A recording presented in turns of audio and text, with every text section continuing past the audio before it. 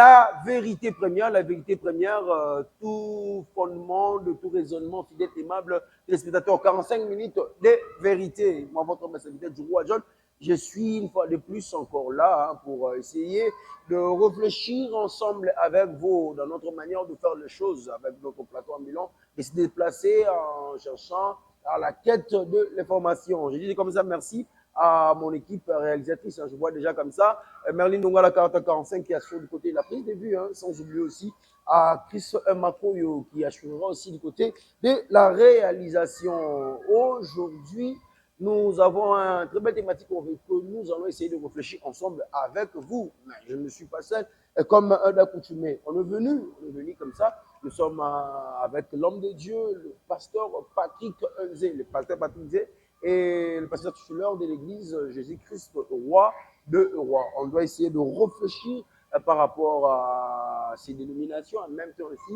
au socle de l'église fidèle aimable téléspectateurs. Je vais tourner directement vers ma main gauche pour faire une salutation à l'homme de Dieu, pasteur Patrick Nzé, Mbotenayo, Moussa Nazambe. Mbote ndeko John, ça fait longtemps na sepeli lisusu ya mangana émission Nzambe apambola. Voilà, Nzambe apambola. Ngami na yambi yango penza, lolenge sengeli iboni yo pe santé Moussa Nazambe. Non, Nzambe azosunga, Nzambe azobatela après avoir kosala mois déplacement na Lumumbashi na Katanga, tozongeli libota na Nzambe. Mais en ce qui concerne santé za nango bien. Nzambe puisque là aussi que la mission en fait maintenant. Voilà, peu maintenant on fait les malam. Objectif émission na biso ezalaka beaucoup plus la vérité première, la vérité qui est échangeable, vraiment le fondement de tout raisonnement. Bisika maramunyo surtout et bandela homme de Dieu pour na bato ba kolanda yo na émission pour na mbala liboso la vérité première, c'est que ba banani nde ali Patrick Nzé. Merci beaucoup en tout cas Patrick Nzé, c'était d'abord un ingénieur de formation. Okay. Et puis Dieu m'a appelé dans son œuvre. Je suis pasteur titulaire de l'Assemblée de Jésus-Christ, roi des rois, au Mogo Marché, si l'aviation D numéro 3, de Nazar, marié, père de plusieurs enfants qu'on va passer. En dehors de mes enfants biologiques, j'ai encore d'autres enfants qui s'encadrent. Donc, à ce qui concerne le foyer, j'ai 5 enfants.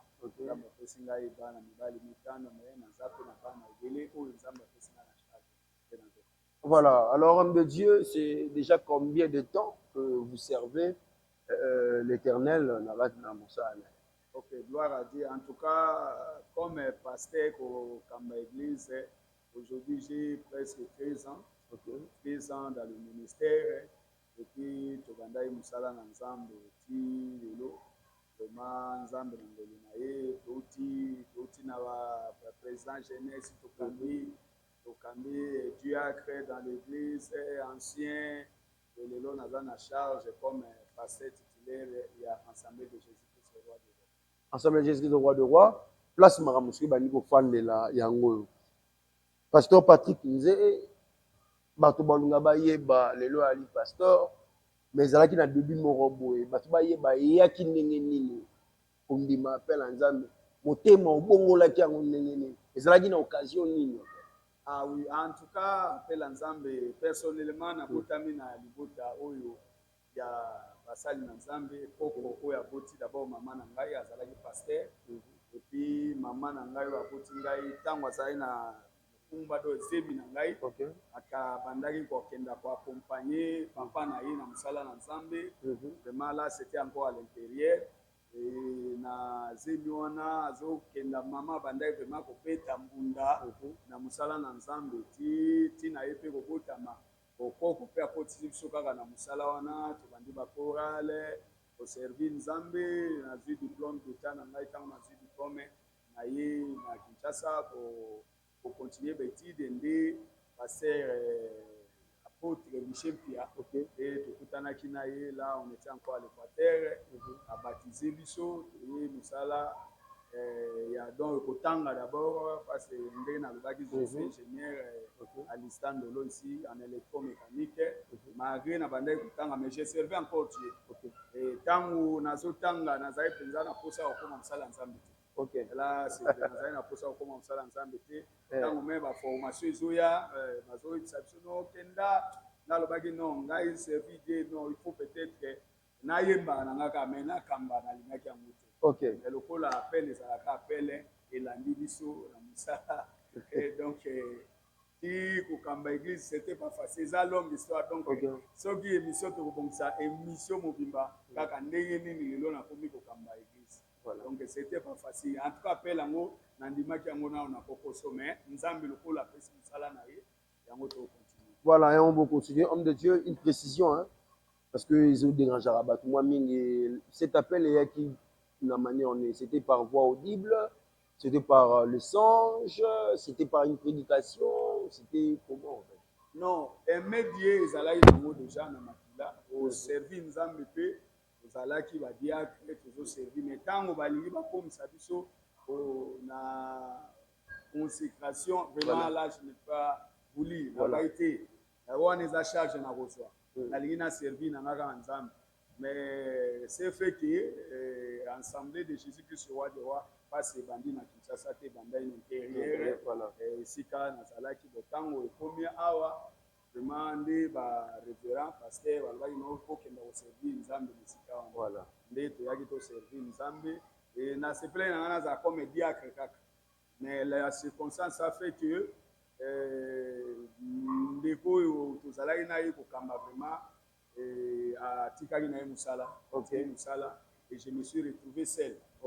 Malgré cela naboyai naza pasteur nabengaki ndeko mosusu aya kokamba donc ngai nazala comme ancien na ye baogarde ndeko wana mpe aye kokamba mais akimi mpe akimi donc je me suis retrouvé sikoyo na mosala nzambe donc ngai moko na bibo mosala oyo ekufa donc je n'ai pas bougé dit bon Seigneur puis nandie bondima bibo nabanda kokamba c'est assez momala tango na bandi kokamba vraiment malgré mikakatano abengi notre représentant légal ayebisi ngai yo boyaki mosala oyo sikoyo nzambe asali ke circonstance esalema bato nyonso basundula mosala wana donc yo moko ozwa mosala wana nde naye kozwa mosala yango ameti lelo nde. Voilà, vous avez très bien compris hein, de quelle manière l'homme de Dieu a expliqué hein, sa manière dont il s'est converti, de quelle manière aussi Zoa qui appelle en moni moto boy aboyi on a ba manière nyonso aboyi on a ba manière tout mais ce qui nous a insisté vous remarquerez que le suka nango au salela ekaka lenge esengeli. Alors homme de Dieu tu n'as qui yeba c'est quoi le message principal? C'est que Dieu a mis en toi pour le banabana nzambe, le message de l'église, vous basez beaucoup plus sur quoi? Parce qu'on est dans l'émission précédente, il y a un homme de Dieu qu'on a essayé de parler avec lui, et par rapport à la sanctification de la spiritualité. Et je ne sais pas, chez le pasteur Patrick, qu'est-ce qui est beaucoup plus prêché? C'est quoi la mission de Dieu pour la sanctification? Gloire à Dieu, Ndiko John. Vraiment, au sein de notre assemblée, là où on a accompagné nos serviteurs, donc, message, on a appelé ça comme vision et assemblée de Jésus-Christ, le roi des rois. Particularité, c'est l'adoration et la délivrance. Donc, adoration et délivrance, il y a eu des moments, vraiment, quand on adorait, là, je vous dis pas, c'est l'assemblée de Jésus-Christ, le roi des rois. Et Botami a entré à Afdel. Entré à Afdel, on était encore à l'Équateur. Et puis, seulement à cause de l'adoration, il y avait encore des Zimbabwéens à cette époque-là de lycée. Les Zimbabwéens, qui pour la mais adoration, quand les militaires, ici, quand ils ont encore église. Rien qu'à cause de l'adoration.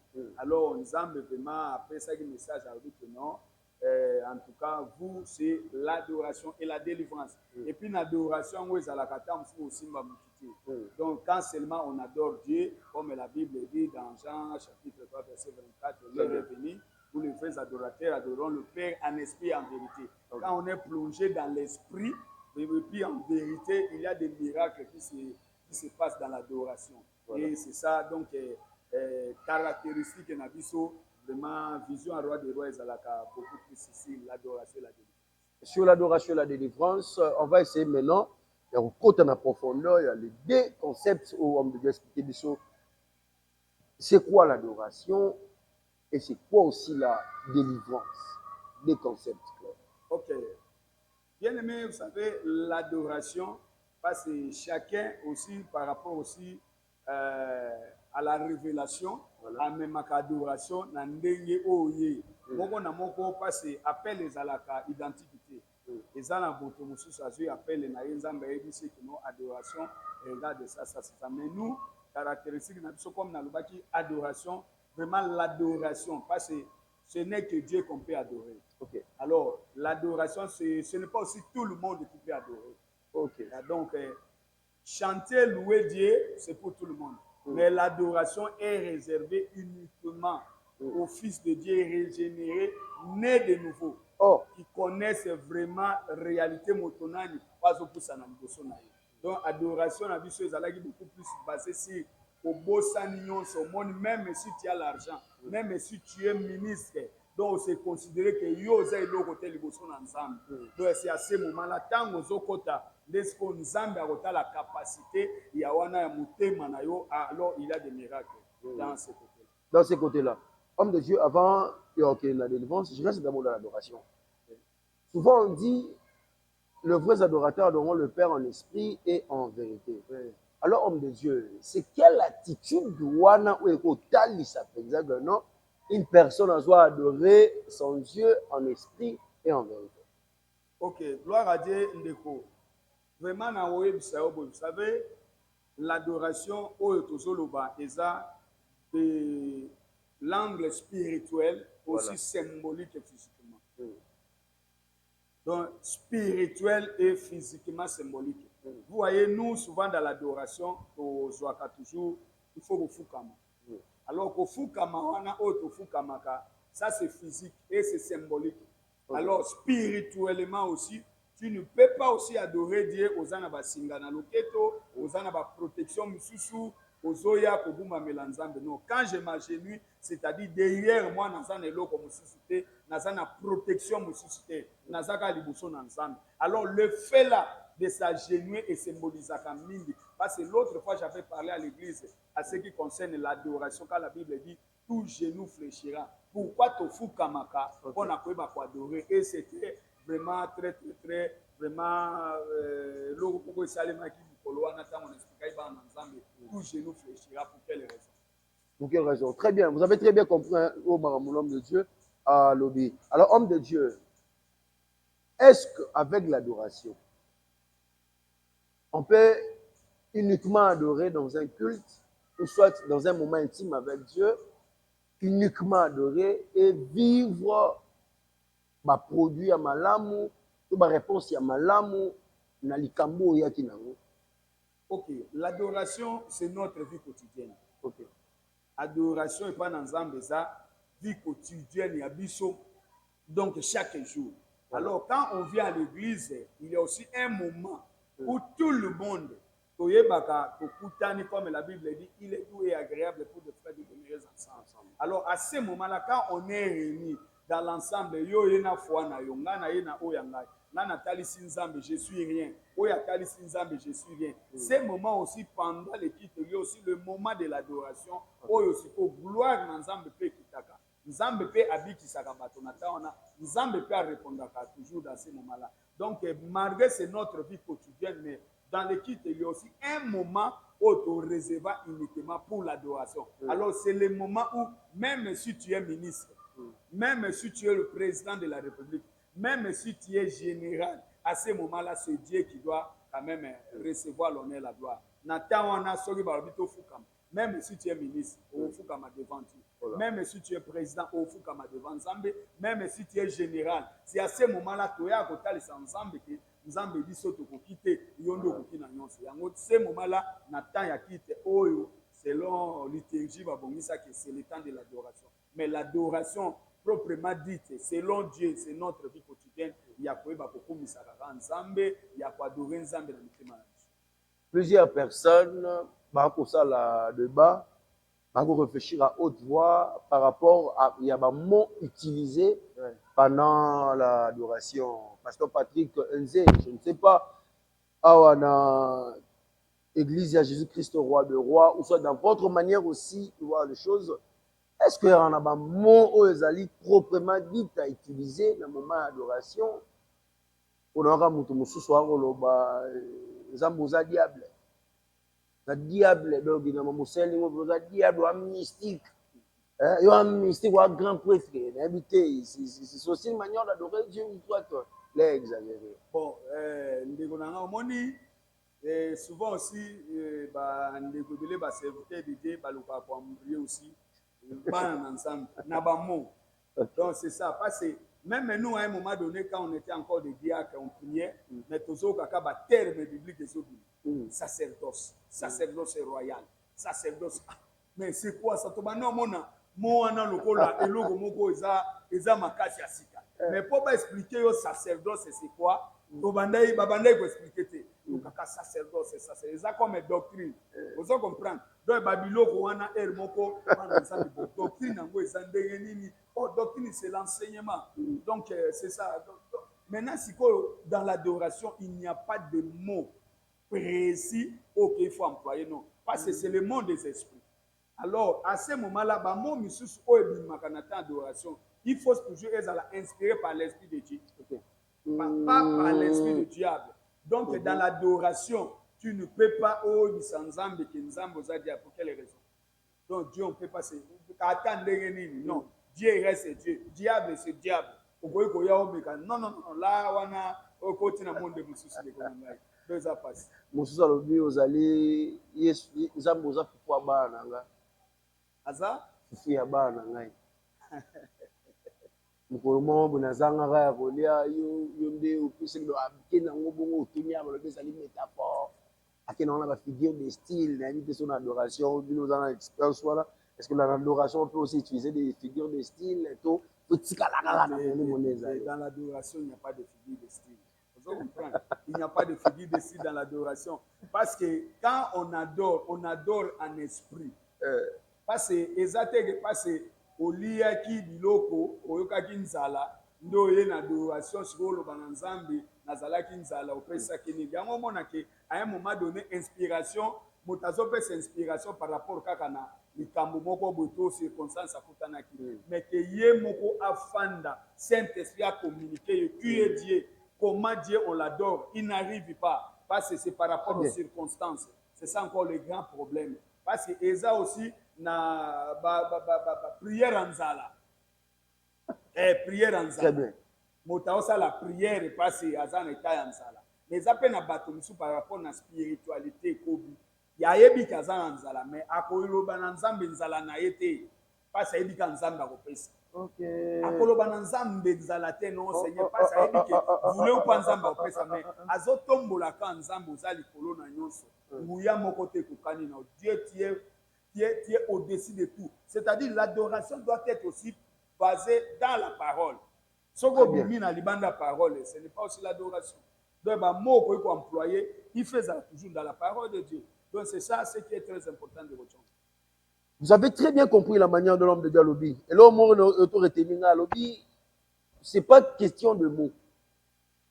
Mais moi, on a pu inspirer d'abord en premier lieu par le Saint-Esprit. Yes. L'homme de Dieu a ajouté à l'objet sous en concordance na liloba ya nzambe. Donc faut éviter moi ba figure de style, faut éviter moi ba lobby mususu mutalo adorer nzambe pona nzala. Oui wana nzala, c'est Dieu là ebi kozala nzala mais okumisa to bando kotalisa nzambe nzala, c'est ce que l'homme de Dieu a dit. Ah oui. Voilà. Parce que toute adoration, bien aimé, toute adoration aussi c'est sacrificiel. Toute adoration, c'est sacrificiel. Vous savez, quand Dieu avait dit à Abraham, Zoa nene yaka okenda kwa adorer ngana ngomba. Zoa moi na yo Isaac pour otumbela ngamba. Donc, ezalaki d'abord adoration. Mais mbekana ezalaki et accompagné adoration. Donc, adoration non c'est ezalaka sacrificiel. Alors, soit to komi kotia nzambe bo oyekaka nazo adorer nzambe po nzambe apesa inga biloka kolia, nazo adorer nzambe po nzambe apesa inga libala. Alors, sacrifice adoration na yesa. Donc, c'est ça, sacrifice adoration. Il y a déjà pendant le temps de l'adoration par rapport na makambo nzamba saleli akoki kozwa yango monaki à un moment donné bato bazalaki tango penda bonzambe zalaki ontati même na mboka oyo motamoni monene nzambe par rapport à lobi nzambe za monene azui lopanga kabele église a biboso. OK. Boti église, c'est-à-dire il adore Dieu par rapport à la ressuscité. moto ebi même makambo nzambe quand adoration esimbie na motema se mo même nyonso azalaki nango na poche akoki koya kobimisa alobi non Seigneur tu es fin nzambe oza nyonso mpo na nga osalela nga bolamu offrande wana alandisi yango na adoration c'est sacrificiel. Donc toute adoration est sacrificielle parce que même nous notre temple quand on adore Dieu dans ce corps il faut aussi sacrifier le corps. C'est ça encore le problème. Donc, parce que tu ne peux pas toujours adorer Dieu, mais aux autres sacrifier, puis nous autres, même nous autres, on veut rendre un autre sacrifice et adoration pour la gloire de Dieu. Tellement que vous parlez bien, homme de Dieu, il y a plusieurs questions qui traversent ma tête.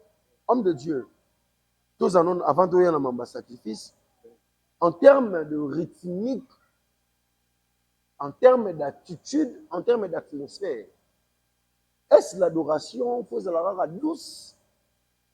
On peut adorer en criant, on peut adorer en battant les mains, on peut faire sur le plan de montrer. Et maintenant, sur le plan aussi à la musique, vous allez un mot douce, ou soit on peut adorer. En tout cas, le John, Nzambe a une formule. Très bien. Nzambe a une formule. Oyo bon, pour Nzambe c'est pour la formule. Non.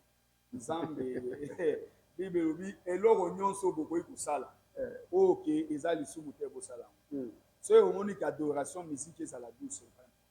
So omoni que musique ezala makasi. Même na maboko seulement peut adorer. Il suffit seulement que Nzambe a se retrouver na eloko bozosala. So que Nzambe se retrouver na eloko bozosala, gloire à Dieu. Mais si Dieu ne se retrouve pas, vous pouvez aussi avoir une musique douce, mais Dieu n'est pas là. Très bien. Pourquoi vous appelez la musique ya makasi? Dieu n'est pas là. Donc na eloko nyonso il faut o comprendre est-ce que na oyo nazo sala est-ce nzamba zo zo lokumu nzamba zo sepela par nzambe sanini est-ce nzamba zo agréer prière est-ce nzamba zo agréer adoration. C'est à ce moment-là nzamba ko sepela na formule moko te vraie formule ezaka ndé na lobi il fait la basée dans la parole. Et ça la basée dans la parole. Soko ke libanda ya parole les a passé puis nzambe ye moko se retrouver na nyonso. Donc, c'est-à-dire, donc, Christ au centre de tout. C'est-à-dire, nous sommes qui n'ont pas ensemble des années. Donc, c'est ça. Même dans le mariage, on peut aussi adorer ensemble. Mais en tout cas, na likambo vi na nga mobimba. Foyer na nga mobimba, eza foyer po na tokobandaka ko adoraka nzambe na makambo nzambe sali. Donc, otikaka nzambe te. Ata ba circonstance ndengeni, ata ba problème ekomi ndengeni. Donc, to servi ka nzambe. C'est-à-dire aujourd'hui vie wana nyonso okadiango epa na nzambe nzambe aussi. Sur ce, vous avez bien aussi compris, homme de Dieu. Parce que vous venez à peine de parler dans les mots de sacrifice. Voulez-vous nous dire que adoration sera accompagnée d'un sacrifice? Si oui, quel type de sacrifice il y a quoi apporter dans le moment d'adoration ou peut-être agréable la musique? Donc, il y a un alobaki nyonso ezala conduit par l'esprit. Donc, il n'y a pas de sacrifice. On a fait ça comme un exemple typique. Mais il n'y a pas de sacrifice uniquement il fait ça là-bas. Très bien. Donc, on se esprit on attend de l'adoration. Fais ça, agenouille-toi. Vous comprenez? Donc, bon, au bon délai, au monde nzambe. Nous, on a eu des temps que tu adores tellement mati. Nzamba ebiso que au moins des arbres, il faut ça il a likambo. Par rapport au moment de l'adoration. Donc, l'église de Penanga, ils en ont besoin de likambotel. Il faut ça là. Donc, et quand tu n'as pensé na yo. Même à ce moment-là, tu n'as pas donné quelque chose, mais par rapport à l'adoration, on s'en inspiré dans le tant au Kendanandako, aux huit sacrifices pour la gloire de Dieu, n'a pas eu au beau sala pour nous ensemble. Je soutiens l'œuvre de Dieu. C'est aussi sacrificiel. Donc, nous sommes Saint-Esprit et koyeba bisayo natan au sala. Parce que j'avais parlé l'autre fois, vous savez, donc la meilleure,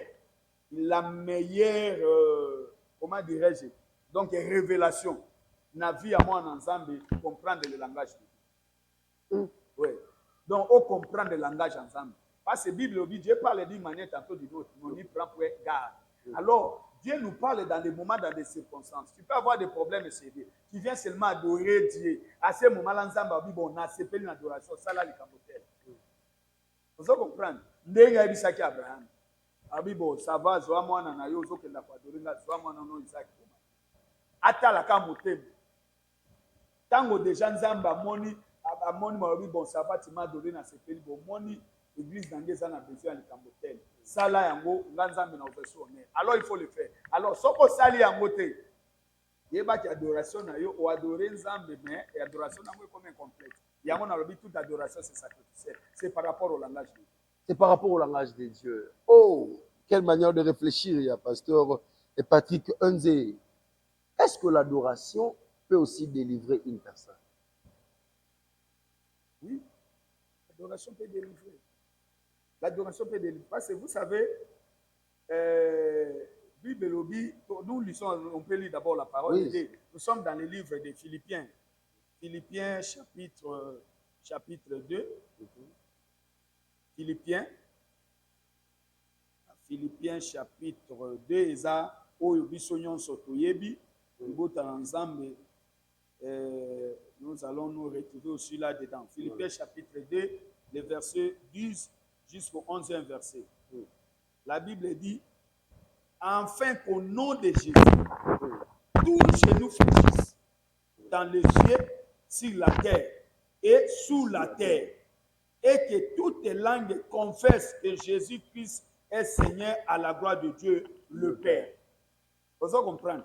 Donc, ndenge question na yo otuninga na koyeba ko répondre mais la Bible dit que tous genoux fléchissent dans les cieux, sur la terre et sous la terre. C'est-à-dire nzambe azomona ke moto nyonso akoya liboso na ye. Donc autorité à ce moment-là, même si tu es l'autorité, bosana autorité na yo. Bosana autorité na yo, mitika na maboko na nzambe. Parce que les genoux au katozana. Pourquoi Dieu a dit que tous genoux fléchissent? Parce que la force d'un être humain se trouve dans les genoux. Okay. La force d'un être humain, c'est dans les genoux. Alors Dieu, quand il dit que tous genoux fléchissent, c'est-à-dire à monique motonyon sopo amona nzamba amona ke olongoli autorité na yo o se dépouiller l'autorité na yo o yé na autorité nos force na ba genou o fukami liboso na ye. OK. Desko nzamba monique oyo à reconnaître autorité na nga. Yango moni dans les genoux. Ils n'ont pas précisé. Donc tous genoux, même les généraux, même les ministres, même ata ozali na lokumu parce que symbole wana ya autorité na yo fait koya. Et si ka force na yo ezali na ba genou. Donc, au point, au lakisi nzambe que non, Seigneur, moi je n'ai pas la force.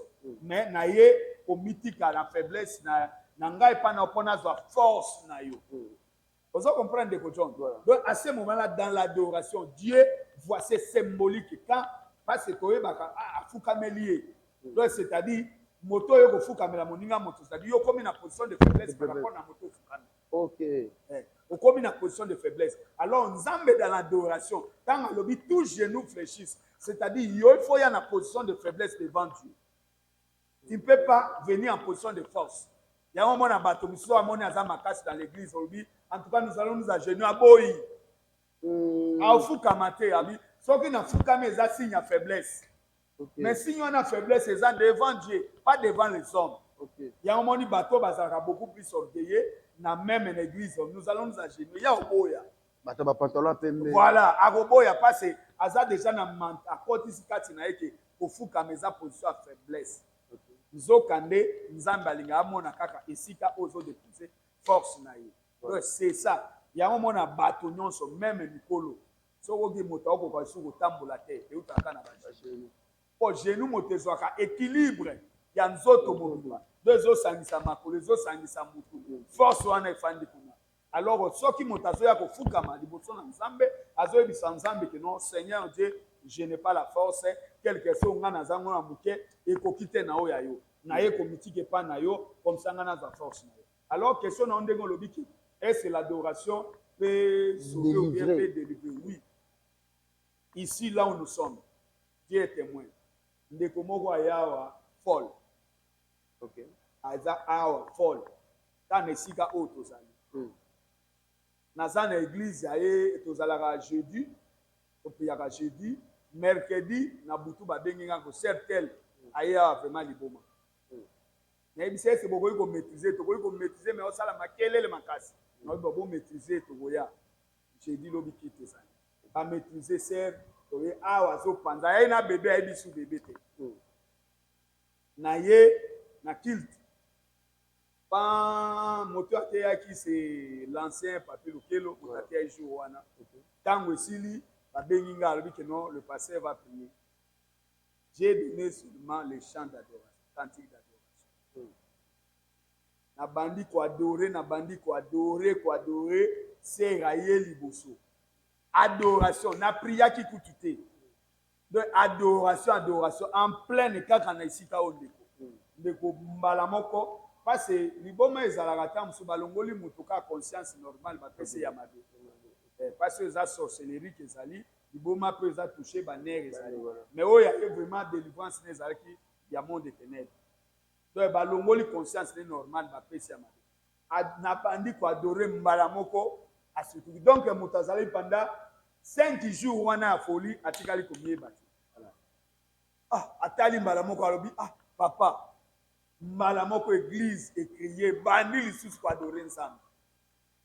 Sera fukami awa fukami abandi kokumisa nzambe abinazawa. Si ce n'était pas toi et l'autre, on chasse les démons. Et qu'en au nom de Jésus, non, c'était seulement dans l'adoration. Voilà.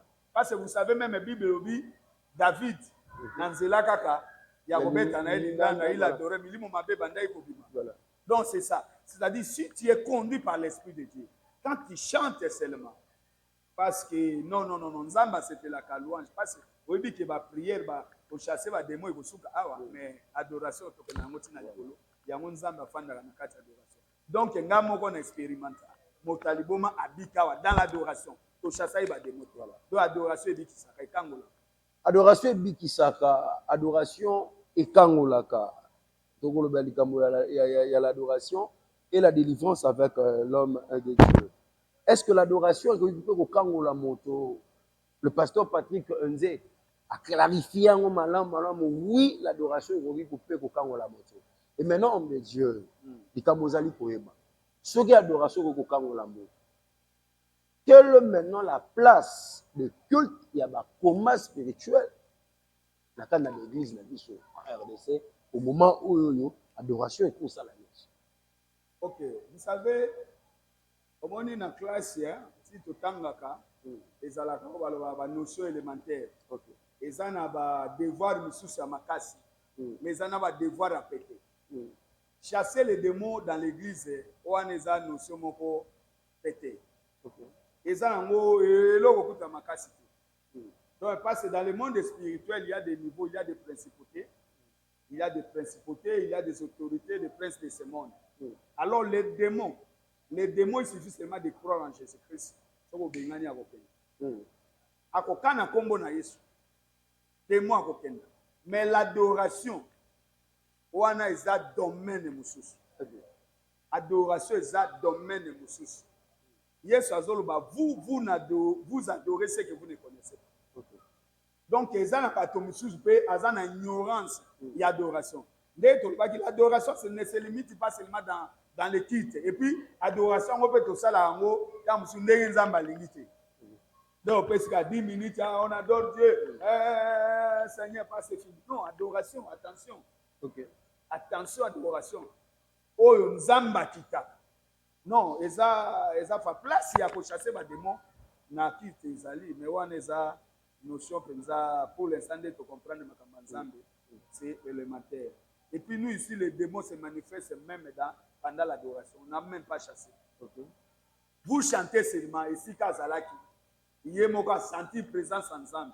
À quoi qu'on supporte. Parce qu'on a des images. On a des images. Côté on a ensemble à salle la tradition ngolo. Ça aussi mi mutute. On mati seulement au bandit pour adorer ensemble. Mais il y a des faits.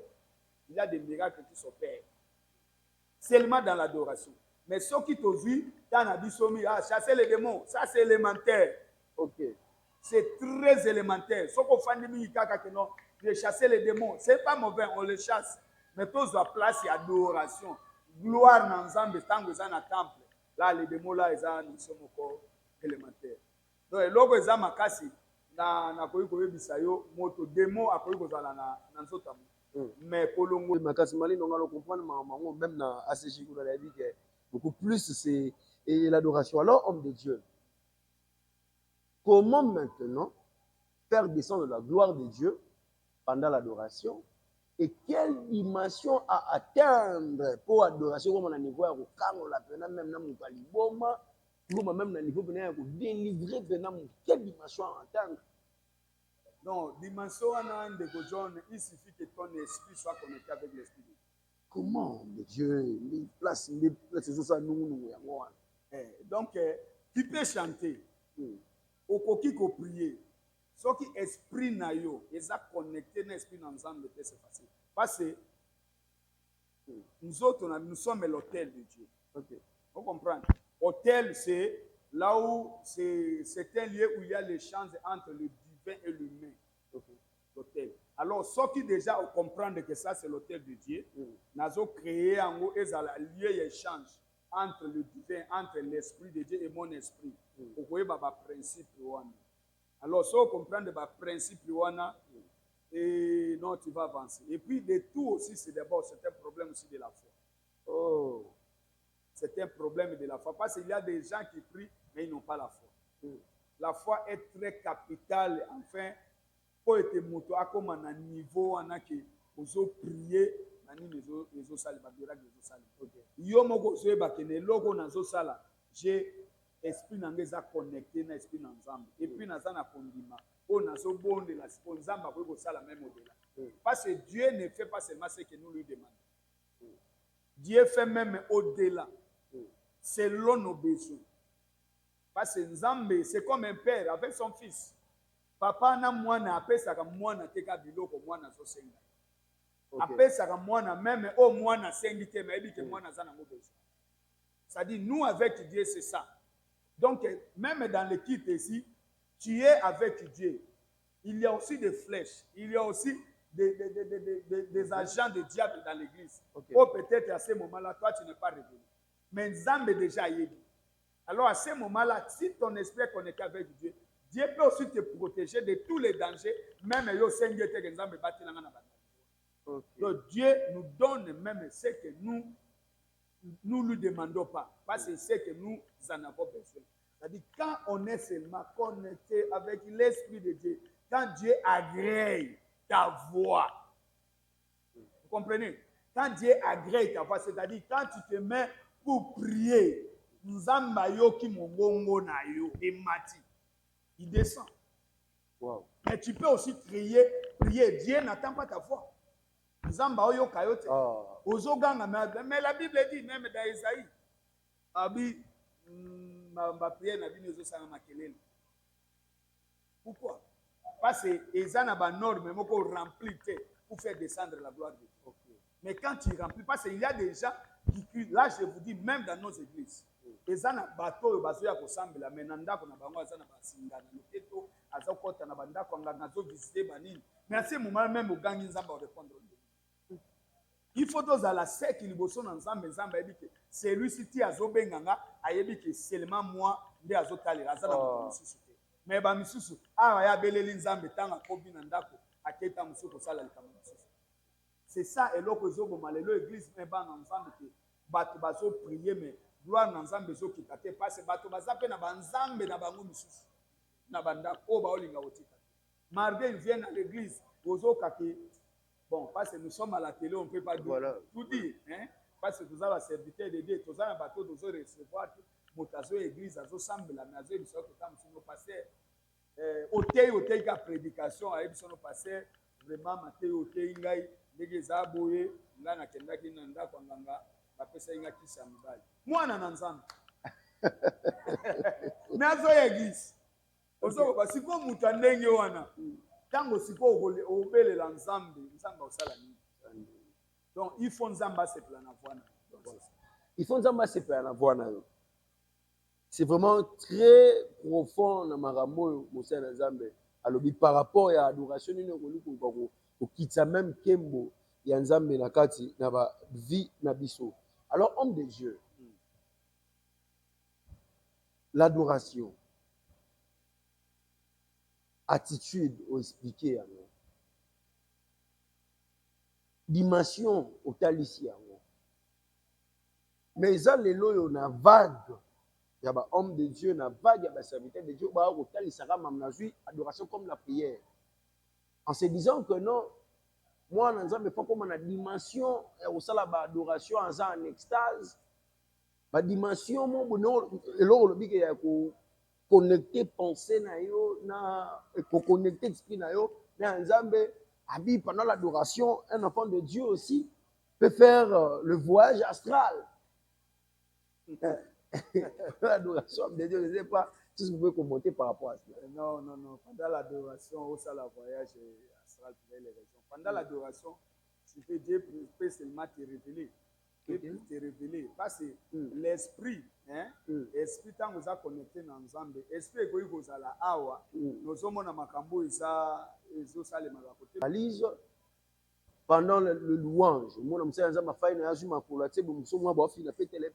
ne sais pas si vous avez déjà remarqué cela et que votre analyse que vous pouvez faire par rapport à l'homme de Dieu, c'est comme Karabongo. Pendant l'adoration, on arrête pour recevoir un homme de Dieu. Tout ça, lorsque vous voyez cela, dans notre église en RDC, que le votre analyse de ça. Bon, en tout cas, Ndeko John, merci. Vraiment, hello Rwana et Sungabiso Makasi. Na limi totanga na 2 Chroniques. Amen. 2 Chroniques chapitre 6.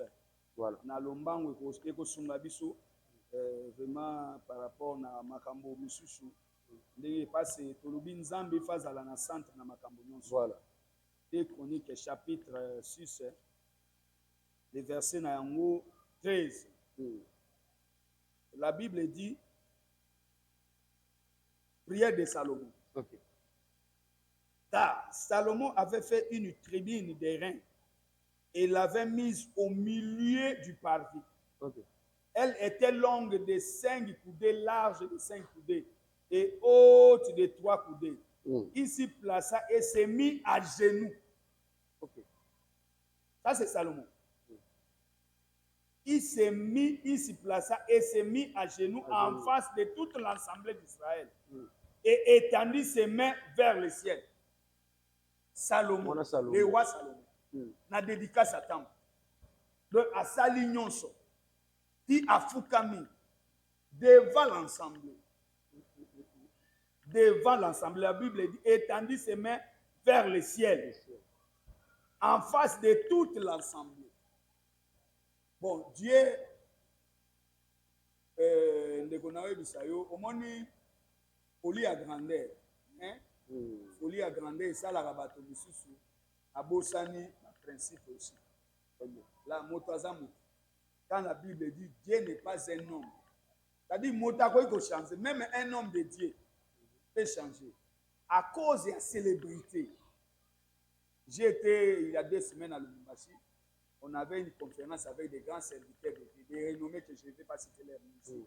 Mais, par bindenge nzamba komi komema bango na makambo nzambe, à comprendre que basala yehe. Et comment qui bato ba adoré bango. Okay. Donc ba koma iko zo même gloire roza ya nzambe. Motazu yango. Et puis moka témoignage binzamba obi attention, aliro na mona zokena na oboma. Donc c'est ça. Donc les gens bato ba koma ina célébrité suffit qu'à voir na ye. Et quand tu as dans les réseaux sociaux, bien moi, prédication, et je connais cet homme de Dieu, à l'objet, na compagnie ou à téléphonie, à proposer qui est na biloko à sala qui en donc ba vie on est belé comme ko pesa e bambongo mais juste à ce que nzambaye aibisi attention na moni ko tozo que les a bien yé moko ayé annuler ba contrat en annonce. Je connais l'homme de Dieu. Oui, annuler ba contrat en annonce. Là moi j'ai appris ça. Mais il est de Kinshasa. Donc, vous voyez, ce que vous avez été à cause de la célébrité. Donc, vous voyez, vous avez la communauté, etc. C'est-à-dire, au moins, il y a des serviteurs, des gars qui ont des sabatos. Donner, mais il y a donné. Acclamer, mais il y a acclamer. Donc, adorer, mais il y a adoré. Donc, vous avez accepté que Bissononso, Salomon, devant l'assemblée, il s'est agenouillé. Pourquoi? Parce que l'orgueil, il y a même le colo. Quand on a fait comme on a net de bateau, on a yo fukami. Vous comprenez? Vraiment, on a commis une position de faiblesse. Pas cette idée agenouée. Tandis que, pour s'agenouiller, on n'a pas devant les hommes, mais devant Dieu. C'est ce que nous devons connaître. Donc, liboson ensemble, pas devant les hommes. Quand tu t'agenouilles, mon a que non, on s'agenouiller devant Baptiste, mais liboson ensemble. La Bible dit, Salomon s'agenouille en face de l'ensemble, mais pas devant l'ensemble, devant Dieu. On s'agenouille devant Dieu, mais physiquement, on dans la face à battre. Mais si on dit que tu as un angle physique, tu as un angle spirituel, il y a qu'on s'agenouille devant l'ensemble. Donc, il faut que tu aies un angle spirituel. C'est symbolique. Pourquoi? Et l'autre, on a l'actisini, s'agenouiller, prier, et l'actisini. Ce qui est un angle, on a vraiment eu la maladie.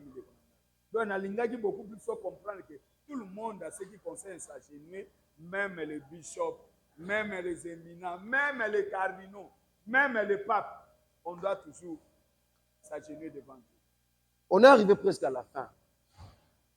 Homme de Dieu a vu le chronique, a révélé l'isolo à Salomon. C'est Salomon qui avait construit les temples. Le yémo venant tongi temple, mais quand on appelle tout parce que aujourd'hui c'est moi qui a construit. Et Kokaki déjà, s'il n'a pas sans âme, s'il a tombé l'ensemble, c'est toujours lui. D'ailleurs, la première personne, il y a un fou comme ça, il bosse et assemblé. Donc vous avez très bien compris l'homme de Dieu. Et accompagner pour tout poussana na connexion na esprit. Ok. Les instruments n'adorent pas. Alors dans l'adoration, nous devons comprendre que c'est nous qui adorons. Parce qu'il y a des gens qui laissent la place aux instruments d'adorer. Ok. Instruments ils ont maina makilate. Et quoi adorer ndenge. Ok. Donc là na ebisaka me bande ko bayembi na biso abiki. Pendant le moment de l'adoration. Et il y a des temps, là je vous dis, dans l'adoration, j'étais à Brazzaville. Mon a qui n'adoré, clavériste. Côté Azalaki Ngouye et Kangi a tiki clavier. Les places où mon a qui Zamba Sala Makambo même. Oh, il faut que la clavériste et Motabande qui adoré. Mais à ce moment-là, il n'y a pas côté nos bonnes adoration. La gloire de Dieu descendue. Il a abandonné le clavier.